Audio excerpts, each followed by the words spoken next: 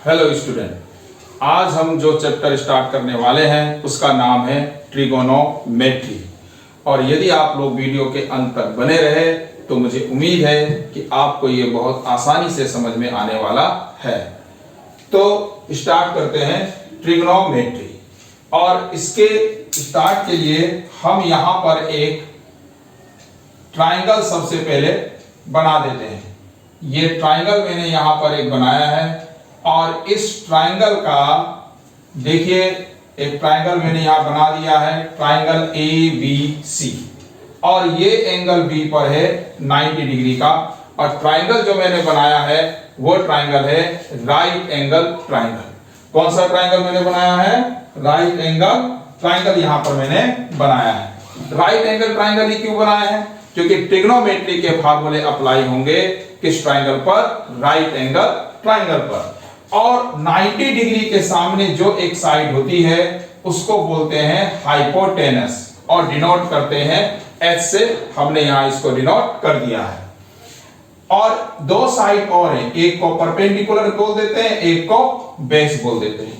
ये तीन साइड हो गई। एक को बोल दिया हमने हाइपोटेनस, एक हो गई हाइपोटेनस, एक हो गया बेस, और एक को हमने कह दिया परपेंडिकुलर। ये तीन साइड हो गई राइट एंगल ट्राइंगल की। अब आप देखिए P, B और H, ये जो तीन साइड मैंने इंडिकेट की है, यदि मैं आपसे ये कहूं कि इन तीनों साइड के बीच में आप रेशियो लिखिए। कैसे? जैसे कि P का H के साथ, P का B के साथ, B का H के साथ, तो आप कितने रेशियो लिख सकते हैं? सोचिए कितने रेशियो आप लिख सकते हैं। मैं इसको मिटा देता हूं ताकि आपको साफ साफ साइड के नेमिंग स्पष्ट रूप से दिखाई दे। ये रहा PVH। अब आप कैसे रेशियो लिख सकते हैं? आप कहेंगे कि हम एक रेशियो तो लिख सकते हैं P और H के बीच में, यानी P ratio H, P by H। ठीक, एक रेशियो आप लिख सकते हैं क्या? P by B। आपने कहा हम P बाई B लिख सकते हैं। ठीक, एक और रेशियो सोचिए, और क्या क्या सोच सकते हैं आप? आपने कहा हाँ यस, हम B बाई H लिख सकते हैं। ठीक है, आपने कहा हम P बाई H लिख सकते हैं, P बाई B लिख सकते हैं, B बाई H लिख सकते हैं। बस इतने ही लिख सकते हैं या कुछ और? आप बोलेंगे नहीं सर, और भी लिख सकते हैं। हम इन्हें उल्टा करके भी तो लिख सकते हैं ना। हम लिख सकते हैं कि H बाई P, हम लिख सकते हैं कि B बाई P, और हम ये भी लिख सकते हैं कि H बाई B। तो ऐसे लिख सकते हैं।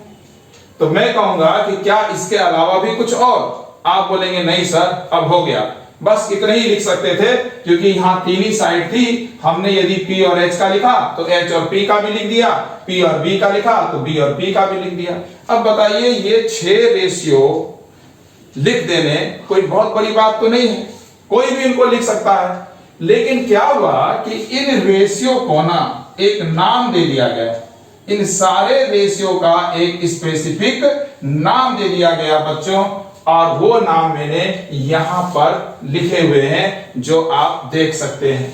Sine, cosine, tangent, cotangent, secant and cosecant.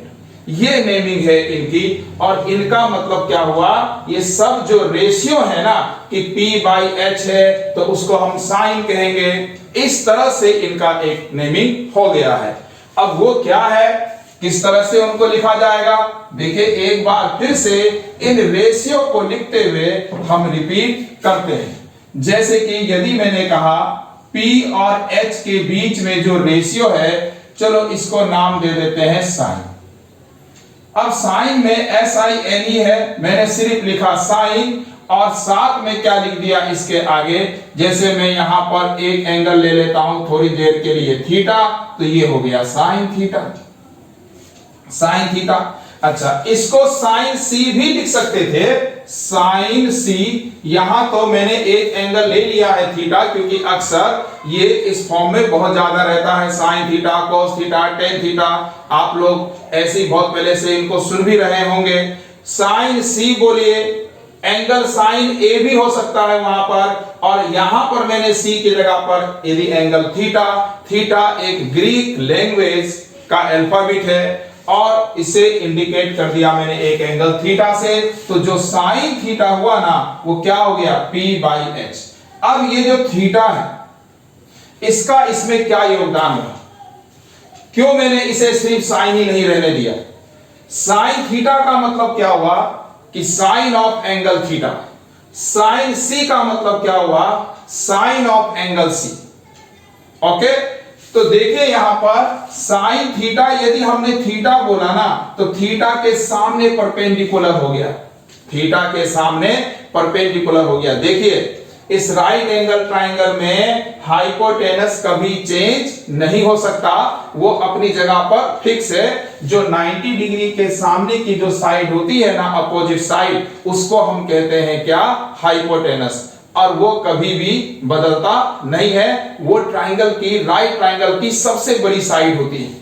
लेकिन जो ये परपेंडिकुलर और ये जो बेस है ये आपस में एक्सचेंज होते रहते हैं। आप इसे परपेंडिकुलर तो इसे बेस हो जाएगा, और यदि आपने इसे परपेंडिकुलर कहा तो ये बेस तो ये परपेंडिकुलर। देखो बेस मैंने यहां पर लिखा है P और B, और यदि मैंने इसे बेस कह दिया तो ये परपेंडिकुलर हो गया। ये आपस में एक्सचेंज होते रहेंगे P और B। कौन एक्सचेंज नहीं होगा? H एक्सचेंज नहीं होने जा रहा है। तो अब जब हमने यहां थीटा कहा, जो एंगल हम लेंगे, यदि मैंने यहां पर एंगल थीटा लिया है तो थीटा के ठीक सामने परपेंडिकुलर हो गया। हाइपोटेनस तो अपनी जगह पर पहले से ही फिक्स है, और बेस रहा ये तीसरा वाला, ये हो गया।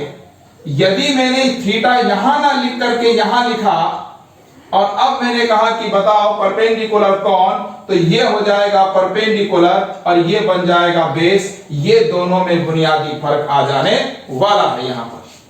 तो आप देखिए कि यहां पर ही अभी हम थीटा लिख रहे हैं और ट्रिग्नोमेट्री के सारे रेशियो की नेमिंग कर रहे हैं। तो चलिए करते हैं। P और H का जो रेशियो है उसे ही हम साइन कहते हैं, और लिख रहे हैं साइन थीटा, क्योंकि थीटा से ही हमको ये जानकारी हुई है कि कौन है परपेंडिकुलर और कौन होने वाला है बेस। और थीटा के रिस्पेक्ट में जो हम लिख रहे हैं इसको, तो ये जो साइन थीटा है ये समझ लेना होगा आपको कि इसके बीच में कोई प्रोडक्ट का साइन नहीं है। ये पूरा एक टर्म बन गया बच्चों साइन थीटा। कभी यदि जरूरत पड़े और आप इसका होल स्क्वायर निकालें तो आप क्या देखेंगे कि ये बनेगा साइन स्क्वायर थीटा। यदि आपने इसे साइन स्क्वायर थीटा स्क्वायर लिखा तो रॉन्ग हो गया। यदि आपने इसको साइन थीटा का स्क्वायर लिखा तो भी गलत हो गया। इसका मतलब हुआ साइन स्क्वायर थीटा, ये साइन के ऊपर स्क्वायर आएगा। ये भी पॉइंट आप नोट कर लीजिए। तो अभी तक आप ये समझ गए कि भाई ये जो साइन थीटा है ये है क्या। ये साइन थीटा तो किसी राइट ट्राइंगल में परपेंडिकुलर और हाइपोटेनस के बीच का एक रेशियो है। साइन मतलब P और H का रेशियो। इसी तरह से हम यदि देखें B/H क्या होगा, B और H का रेशियो, तो ये बन जाएगा cos थीटा, क्योंकि थीटा के सामने परपेंडिकुलर हो गया। ये हमारा बेस, ये हाइपोटेनस। चलिए एक और रेशियो P/B। P/B क्या हुआ, P और B के बीच का रेशियो क्या हुआ, तो इसको नाम दे दिए थे हम, नाम दे देते हैं tan थीटा, टेंजेंट शॉर्ट में tan, और थीटा तो लगाना ही पड़ेगा हमें, जिसका मतलब हुआ tan ऑफ एंगल थीटा। तो जब ये तीन रेशियो आपने लिख लिए तो बाकी के तीन और बचे हैं, वो इनको उल्टा करके हम लिख लेते हैं। जैसे B और P का, P और B का है तो B और P का जो रेशियो बनेगा उसको हम नाम दे देंगे cot थीटा। यानी P और B के बेस और परपेंडिकुलर के बीच के रेशियो को ही हम कह रहे हैं cot थीटा। चलिए एक और यहां पर देखिए H और B। H और B के बीच का जो रेशियो है उसका नाम हम लिख देते हैं sec थीटा। वो sec हो गया, cos का उल्टा हो गया ये। और एक और बचा है H and P। H and P जो P और H का उल्टा है, इसका हम नाम लिख देते हैं cosec थीटा। cosec हो गया। तो ये 6 रेशियो हो गए और 6 के 6 रेशियो के ये यहां पर नेमिंग हमने लिख दी है। अब जब कभी हम tan थीटा बोलेंगे तो आप समझ जाएंगे ये P और B के बीच का रेशियो है। ये अलग बात है कि आपको देखना पड़ेगा कि ट्राइंगल में P कौन है और B कौन है। रहेगा तो P बाई B ही, लेकिन ट्राइंगल के अनुसार ये जो एंगल हम थीटा ले रहे हैं या A ले रहे हैं या C लिख रहे हैं, तो किसके सामने यानी कौन सा एंगल हम ले रहे हैं उसी के सामने जो है हमारा परपेंडिकुलर होने वाला है। हाइपोटेनस फिक्स है और एक बेस बन जाएगा। लेकिन P बाई B जो रेशियो है वो 10 होता है, ये नहीं बदलने वाला। P और B के रेशियो को 10 कहेंगे, P और H के रेशियो को साइन, B और H एक रेशियो है जिसे कॉस, P और B एक रेशियो है जिसे टेन, B और P एक रेशियो है जिसे कॉट कह रहे हैं, H और B एक रेशियो है उसे हम सेक थीटा कह रहे हैं, और H और P के रेशियो को हम कॉसेक थीटा के नाम से जान रहे हैं। तो ये तो एक नामकरण है बच्चों, एक नाम है, कोई बहुत घबराने की जरूरत नहीं है। अब देखिए हर जगह हम रेशियो तो नहीं बोलते फिरते कि PH, कहीं पर हम यदि कोई सॉल्व कर रहे हैं आइडेंटिटी को तो उसकी जगह इन रेशियो को बार बार लिखना थोड़ा सा मुश्किल होता, प्रॉब्लम्स होती हमें। तो चलिए उनके एक नेमिंग हो गई। अब इन नेमिंग के इन नाम से हम इनको याद रखेंगे, बोलेंगे कॉस थीटा, आप समझ जाएंगे बेस और हाइपोटेनस का रेशियो की बात कर रहे हैं आप, ठीक है। तो मुझे उम्मीद है कि आपको ये बात तो समझ में आ गई होगी कि ये जो 6 के 6 ट्रिग्नोमेट्रिक रेशियो हैं इनका मीनिंग है क्या। और अब आप देखिए जब हम ट्रिग्नोमेट्री के क्वेश्चन को सॉल्व करने के लिए जाएंगे तो इसमें एक थ्योरम भी अप्लाई हो जाएगी। थ्योरम अप्लाई क्यों होगी? क्योंकि हम राइट एंगल ट्राइंगल पर वर्क कर रहे हैं, और जब हम राइट एंगल ट्राइंगल पर वर्क करते हैं तो एक थ्योरम जिसका नाम है पाइथागोरस थ्योरम वो इसमें अप्लाई हो जाती है। और ये तो सभी बच्चे जानते होंगे कि पाइथागोरस थ्योरम क्या है। नहीं जानते हैं तो मैं यहां पर लिख देता हूं, 90 डिग्री के सामने जो साइड होती है उसे हम कहते हैं हाइपोटेनस। तो हाइपोटेनस का जो स्क्वायर होता है किसी राइट ट्राइंगल में, वो बाकी के दोनों साइड का जो स्क्वायर होता है उन दोनों के स्क्वायर के सम के इक्वल होता है h का स्क्वायर। इस पर जो स्क्वायर बनेगा, इस पर जो स्क्वायर बनेगा, इस पर जो स्क्वायर बनेगा, दोनों स्क्वायरों के एरिया का सम हाइपोटेनस के स्क्वायर का जो एरिया है, हाइपोटेनस पर जो स्क्वायर बनेगा उसका जो एरिया है उसके बराबर होगा। यानी h का स्क्वायर, h पर बना स्क्वायर बराबर p पर बना स्क्वायर प्लस b पर बना स्क्वायर। यह है पाइथागोरस थ्योरम। अब आप देखें यहां पर हम कुछ एग्जाम्पल के द्वारा इसे और क्लियर करते हैं ताकि ये और अच्छे से आपके समझ में आए। ये रेशियो तो आप चलिए जान गए कि साइन, कॉस, टेन, कॉट, सेक, कोसेक का मतलब होता क्या है।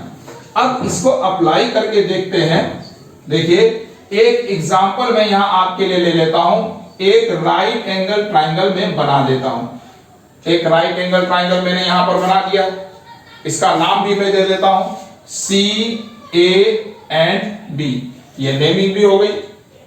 और यहां पर चलिए यहां पर जो है कुछ साइड अपने मन से हम ले लेते हैं। सपोज दैट यहां पर एक साइड हम लिख लेते हैं 3 सेंटीमीटर और एक साइड हम यहां पे लिख लेते हैं 4 सेंटीमीटर। ये दो साइड मैंने लिख ली यहां पर। अब मुझे 6 के 6 ट्रिग्नोमेट्रिक रेशियो फाइंड करने हैं कि उनका क्या वैल्यू होगा। तो कैसे होगा ये?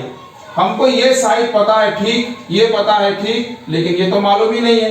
और जब तक ये साइड नहीं पता चलेगी तब तक हम 6 के 6 रेशियो कैसे निकालेंगे? हाँ, हम यहां पर P और B के बीच में रेशियो निकाल सकते हैं और B और P के बीच में भी निकाल सकते हैं। P और B का जो रेशियो है वो 10 है और B और P के बीच का जो रेशियो है वो कॉट है। तो जब तक ये नहीं निकलेगा 6 के 6 तो नहीं निकलेंगे। साइन में भी h आ जाता है, कॉस में भी h आ जाता है, ठीक है ना। इसी तरह सेक और कॉसेक में भी h आता है। तो चलिए सबसे पहले इस साइड को निकालते हैं। अब ये साइड कैसे निकालेंगे? अभी तो मैंने आपको बताया कि राइट एंगल ट्राइंगल है, कौन सी थ्योरम अप्लाई होगी? पाइथागोरस थ्योरम अप्लाई होगी। तो इसमें अप्लाई कर दीजिए पाइथागोरस थ्योरम। देखो 90 के सामने यहां हाइपोटेनस है AB, तो AB का स्क्वायर बोल देते हैं। AB का स्क्वायर किसके इक्वल होगा? आप जानते हैं बाकी की दोनों साइड के स्क्वायर के सम के इक्वल होगा, मतलब BC का स्क्वायर प्लस CA का स्क्वायर, ये लिख देते हैं पाइथागोरस थ्योरम। तो AB का स्क्वायर इक्वल ये जो BC का स्क्वायर है ये कितना है? तो 3 का स्क्वायर हो गया। CA का वैल्यू यहां रखिए 4 का स्क्वायर, तो 3 का स्क्वायर कितना होता है? 9, 4 का स्क्वायर होता है 16, दोनों को ऐड कर दें तो आता है 25, तो AB स्क्वायर हो गया कितना? 25। अब ये 25 हमको तो निकालना है AB, ये जब स्क्वायर उधर जाता है ना तो स्क्वायर रूट बन जाता है। अब देखो स्क्वायर रूट के बाद प्लस माइनस दोनों ही आता है ना, लेकिन हम यहां पर नहीं लिखते हैं, नेगेटिव कभी लेते ही नहीं है, हमेशा पॉजिटिव लेते हैं। किस केस में? इस केस में, ट्राइंगल के साइड के केस में। और भी ऐसी बहुत सी बातें होती है जहां पर हम नेगेटिव नहीं लेते हैं, कहीं हम नेचुरल नंबर की बात कर रहे हैं, पॉजिटिव इंटीजर की बात कर रहे हैं, तो क्यों लेंगे नेगेटिव? साइन कोई साइड जो है, ट्राइंगल का जो साइड है वो क्या नेगेटिव में होगा? नहीं। तो इसीलिए यहां हम प्लस माइनस दोनों का यूज नहीं कर रहे हैं, हम 25 का स्क्वायर रूट निकाल रहे हैं जो आता है 5। 25 का स्क्वायर रूट मतलब 25 को हम लिख सकते हैं 5 into 5, और हर जोड़े से एक हम बाहर लेते हैं तो स्क्वायर रूट उसका हो जाता है। तो यहां पर स्क्वायर रूट कितना आ गया? 5। तो ये जो आया ना AB का वैल्यू 5 सेंटीमीटर आ गया, ये 5 सेंटीमीटर आ गया। अब तो आप ट्रिग्नोमेट्री के 6 के 6 रेशियो बहुत आसानी से निकाल सकते हैं। वो या तो आपको अभी तक याद हो चुके होंगे, और नहीं तो ध्यान से एक बार आप उनको घर में 2-3 बार पढ़ लीजिएगा, अपने ही याद हो जाएंगे, कोई बहुत बड़ी बात नहीं है। देखिए साइन A यदि हम देखें, देखो ये साइन A है, तो परपेंडिकुलर हो गया कौन? आप बोलेंगे BC, क्योंकि जो एंगल लेते हैं उसी के ठीक सामने परपेंडिकुलर हो जाता है। हमने A लिया तो परपेंडिकुलर हो गया, यहां हम लिख देते हैं BC। क्या लिख देते हैं? BC। तो साइन A होता क्या है? P/H होता है ना, तो ये तो परपेंडिकुलर हो गया, और इसके नीचे हाइपोटेनस कौन हुआ? BC। तो यहां लिख दे, यहां पर AB क्या हो गया? AB। तो यहां पर लिख देते हैं AB। तो इस तरह से साइन A हो गया BC/AB, यानी परपेंडिकुलर बाय हाइपोटेनस। ये था P और ये था B। तो क्या सॉल्यूशन हो गया इसका? आप बोलेंगे BC का वैल्यू है 3 सेंटीमीटर और AB का आया था हमारे पास 5 सेंटीमीटर। सेंटीमीटर कैंसिल हो गया, 3/5, और ये एक रेशियो बन गया, क्योंकि रेशियो में यूनिट तो होती ही नहीं है। तो ये 3/5 एक रेशियो हमको यहां पर मिल गया साइन A का। इसी तरह से फटाफट आप निकालिए, चलिए cos A निकालिए। cos A बोलेंगे भाई परपेंडिकुलर तो ये है, तो बेस कौन है? 4, हाइपोटेनस कौन है? ये cos होता क्या है? B/H को बोलते हैं cos। B यहां पर क्या है? CA, और यहां पर H क्या है? तो AB। तो CA का वैल्यू कितना आ रहा है? यहां 4, और H का कितना आ रहा है? 5 सेंटीमीटर लिखने की कोई जरूरत नहीं, यहां पर हम रेशियो लिख रहे हैं, कैंसिल हो जाएंगे। तो 4/5 देख रहे हैं, सेंटीमीटर कैंसिल हो गए, एक रेशियो आपको यहां पर मिलेगा। तो इस तरह से cos A का आंसर हो गया 4/5 रेशियो। चलिए मैं आपसे कहता हूं कि आप 10A लिखिए। 10A क्या होगा? तो आप कहेंगे 10A वो तो P/B होता है, ये है 3 और ये है 4, P/B मतलब 3/4 हो जाएगा। तो sec A क्या होगा? आप बोलेंगे sec A होता है cos का उल्टा, यानी H/B। तो ये H है 5, B है 4, तो ये हो जाएगा 5/4। cosec क्या होगा? cosec A, आप बोलेंगे cosec तो साइन का उल्टा होता है, साइन तो P/H होता है, तो cos हो जाएगा H/P। तो ये आ जाएगा यहां पर 5 और P की जगह पर हम लिख देंगे 3। तो इसका भी देखिए सॉल्यूशन हो गया। cot A क्या होगा? cot A बोलेंगे 10 का उल्टा होता है cot A, 10 होता है P/B, तो cot होता है B/P, यानी ये 4/3 हो जाएगा, ये 4/3 हो जाएगा। देखिए 10A 3/4 है, cot A 4/3 हो गया। ये तो मैंने तब कहा कि जब हमने एंगल A लिया। सोचिए एग्जांपल के तौर पर यदि ये एंगल ए ना हो करके हम कहते कि आप साइन बी का वैल्यू बताइए। किसका वैल्यू बताइए? साइन बी का वैल्यू बताइए। तो देखिए क्या होता, साइन बी क्या होता, मैं आपको बताता हूं। देखिए यदि ये बी है तो आप ही कहिए खुद की परपेंडिकुलर कौन हो जाएगा? अब परपेंडिकुलर ये हो जाएगा और ये बन जाएगा बेस, क्योंकि अब हमने बी ले लिया है, बी के सामने ये परपेंडिकुलर बन गया। लेकिन साइन का तो फार्मूला चेंज नहीं हो रहा है ना, साइन तो p बाई एच था, p बाई एच है, वही रहने वाला है p बाई एच। तो p बाई एच साइन, लेकिन अब p 4 हो गया, यानी ca हो गया p, तो p की जगह पे 4 और आप देखिए h की जगह पे आ गया 5। समझ गए होंगे आप बात? क्या अंतर पड़ गया? यदि मैं आपसे कहूं अब tan b निकालिए, तो tan b कितना निकलेगा? अब ये p हो गया और ये क्या हो गया? बेस बन गया, तो ये 4/3, क्योंकि b आ गया, b के सामने ये परपेंडिकुलर हो गया, ये बेस हो गया। और जब मैं tan a कह रहा था ना, तो यही आंसर 3/4 था, क्योंकि जब मैं a कह रहा था तो ये p था और ये b था। बस इसी में जो कंफ्यूजन आपको थोड़ा बहुत है उसे आपको दूर कर लेना है, और वो बहुत ही आसानी से दूर हो जाने वाला है, क्योंकि जो एंगल हम लेंगे उसके सामने ही हम क्या लेंगे? परपेंडिकुलर लेंगे। तो एक परपेंडिकुलर लेंगे, दूसरा बेस बन जाएगा। h तो फिक्स है ही, और फार्मूले कभी वो बदलने वाले हैं नहीं। साइन p बाई एच ही रहेगा, कॉस b बाई एच ही रहेगा, tan हमेशा p बाई b रहेगा, और इसी तरह से कॉट हमेशा क्या रहेगा? b बाई p रहेगा। सारे रेशियो बिल्कुल वैसे ही रहने हैं, उनमें कोई भी चेंज आने वाला बिल्कुल भी नहीं है।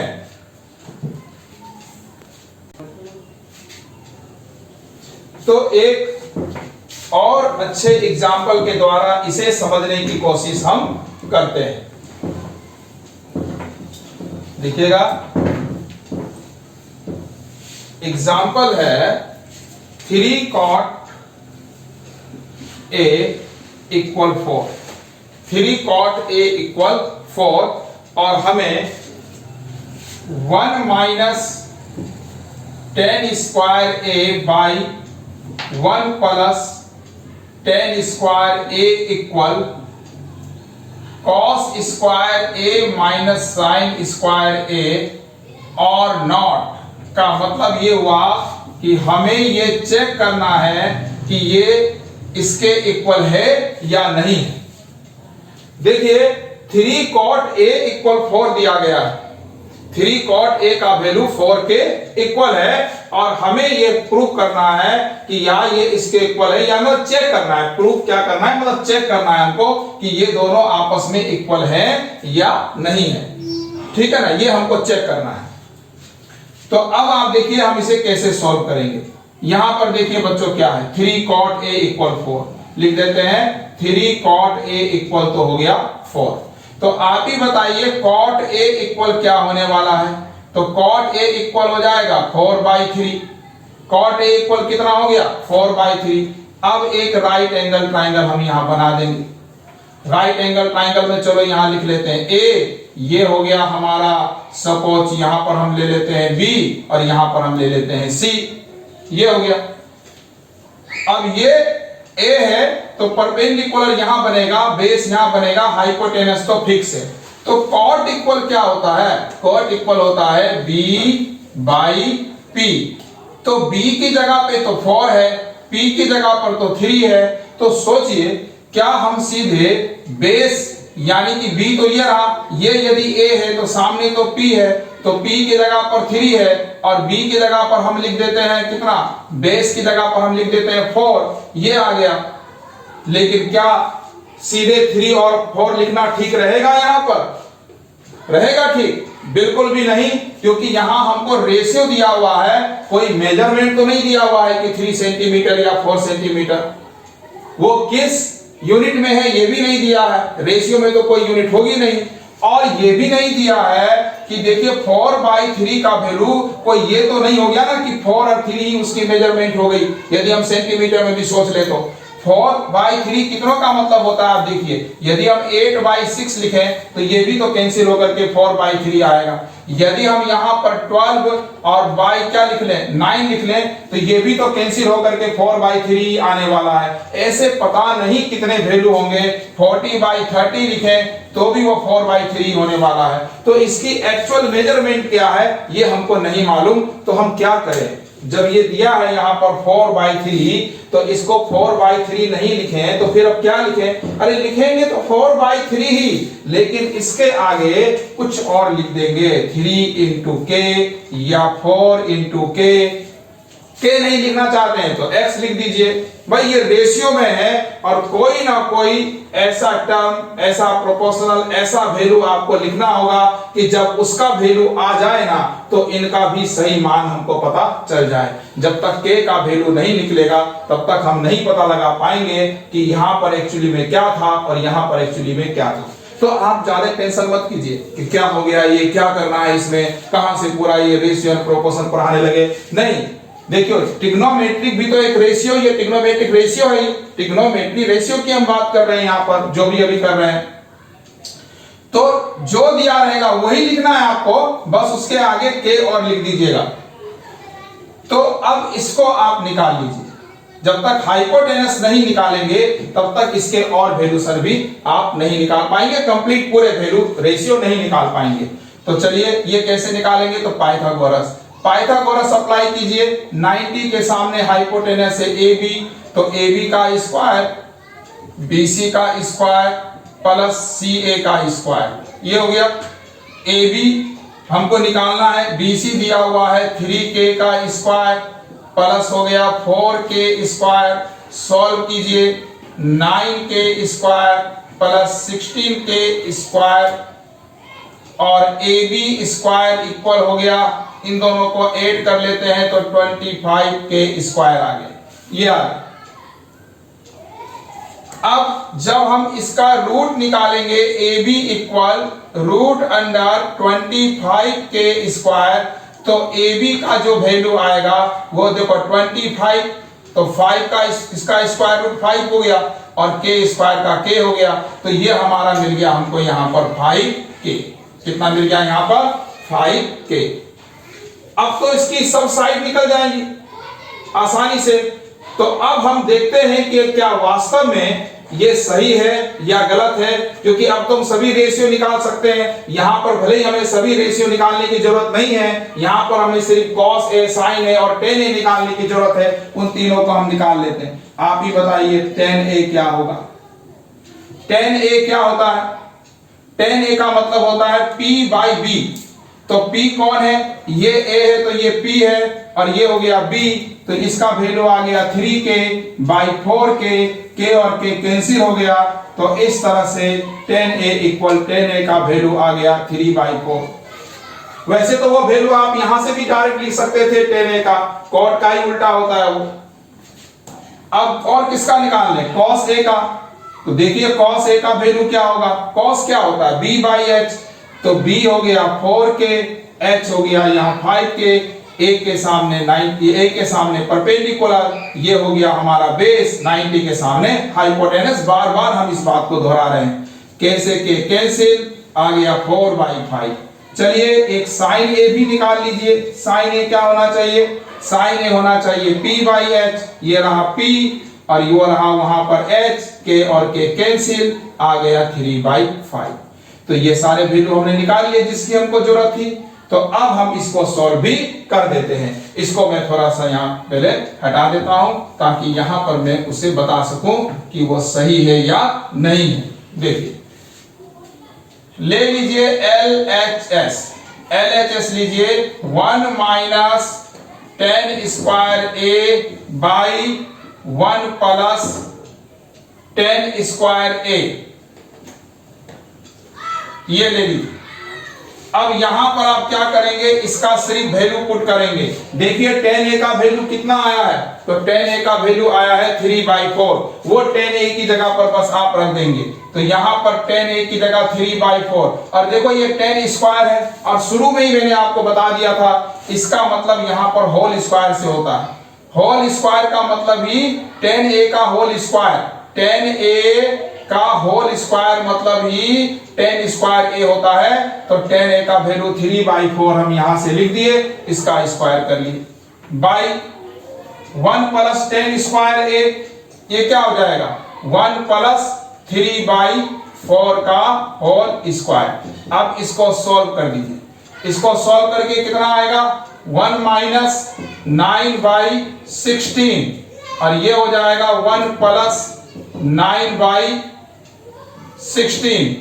इसको सॉल्व करेंगे, इन दोनों में इसके नीचे 1 मान करके 16 आप एलसीएम ले लीजिए, 16 एलसीएम लेंगे तो यहां आ जाएगा 16 माइनस 9 और इन दोनों में भी 16 एलसीएम आ जाएगा तो यहां पर आ जाएगा 16 प्लस 9, तो ये आ गया यहां बच्चों 7/16/25/16।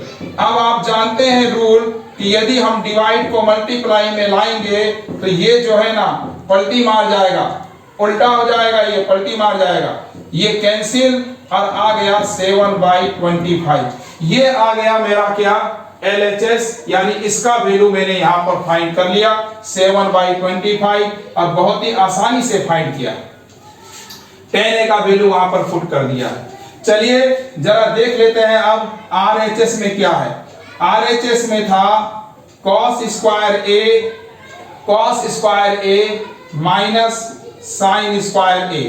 अब यहां पर यदि मैं ये वैल्यू पुट कर दूं, cos a का वैल्यू क्या है देखिए, तो ये है cos a का वैल्यू यहां पर 4/5 का स्क्वायर और sin a का वैल्यू 3/5 का स्क्वायर, तो ये क्या आएगा, ये आ जाएगा आपका यहां पर यदि हम इसको सॉल्व करें तो 16/25 और माइनस 9/25, इन दोनों में 25 आ गया क्या एलसीएम और 16 में से 9 गया 7। देखो ये भी वही आ गया जो ये आया था। इसका मतलब क्या हुआ, इसका भी जो आंसर आया वो 7/25 है और इसका भी जो आंसर आया वो भी 7/25 है। इसका मतलब यस ये राइट है, ये इक्वल ये है, नॉट वाला ऑप्शन नहीं चलेगा, ये एकदम सही लिखा गया है और ये करेक्ट निकला है।